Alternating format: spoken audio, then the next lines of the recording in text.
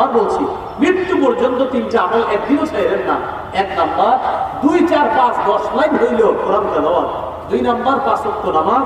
3 number 2 টাকাও যদি পারেন প্রতিদিন সদকা করবেন। সূরা ফাতিরের 30-31 নম্বর আয়াতে আল্লাহ বলেন, এটা আল্লাহর সাথে এমন এক ব্যবসা যে ব্যবসায় কোনো লস নাই, লাভ আর লাভ।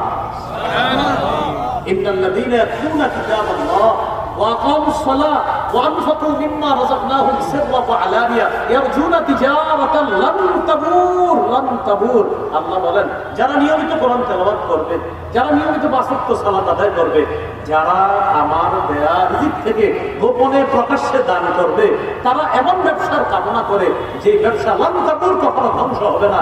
এই ব্যবসা লাভজনক ব্যবসা, এটা লাভ আর লাভ। তাহলে বলেন তো নিয়মিত কয় আমল? 3 আমল। কোরআন তেলাওয়াত, 5 ওয়াক্ত নামাজ আর সাধ্য অনুযায়ী দান সদকা।